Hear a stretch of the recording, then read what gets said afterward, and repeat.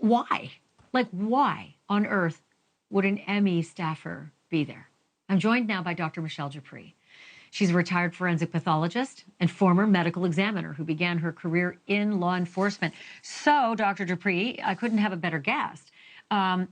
Take me inside your business, and if you can maybe figure out this puzzle piece, tell me why a medical examiner would show up at a scene that was already processed 10 months ago. Well, actually, they must have found something that they think is either human remains or they found some possessions from one or more of the victims in that area. And so the medical examiner would be called out to assist in that search. Maybe they even found weapons or something that they think might be a weapon that was related to the crimes.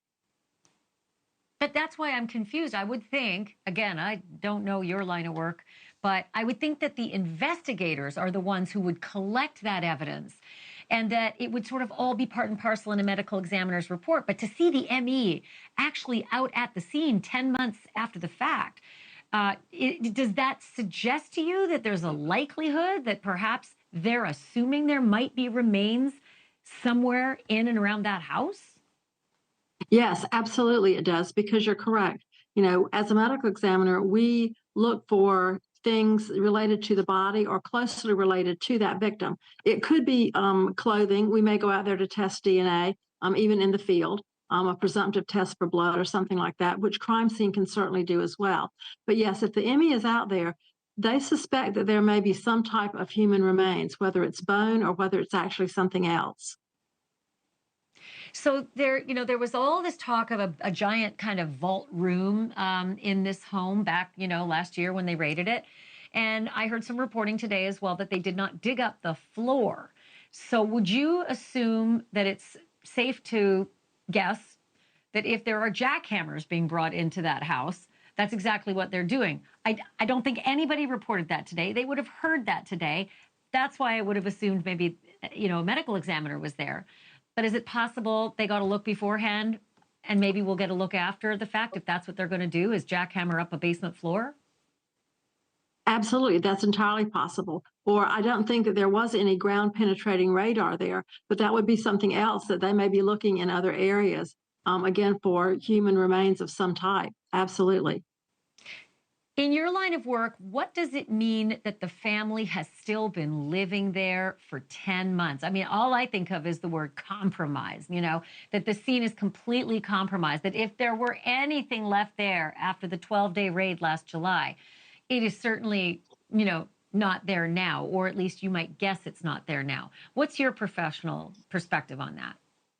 Well, because this is the family home, you would expect, even 10 months ago when this happened, you would expect them to be there. They would have their fingerprints, their DNA, things like that. Any trace evidence would be about and from that family. And 10 months later, that isn't likely to change. However, there may be some things that the family didn't know was there.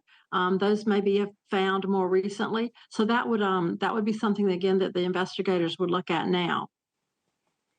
All right, one last quick question, and that is that Laura Engel just told us that there were white boxes being assembled and being taken inside, and then brown boxes being assembled and taken inside. And I'm trying to figure out if there's some magic categorizing, by color-coded boxes. Is it just that they ran out of white boxes, or is there something to that?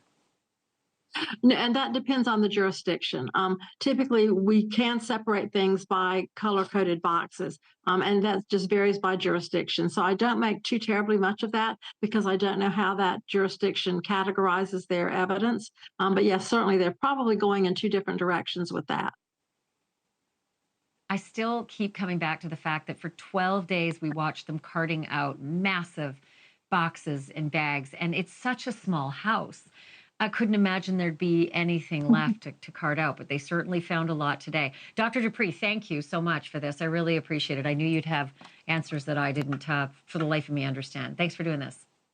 My pleasure. Thanks. Thank you for watching. Go to newsnationnow.com to find NewsNation on your television provider. And don't forget to click the red subscribe button below to get more of NewsNation's fact-driven, unbiased coverage.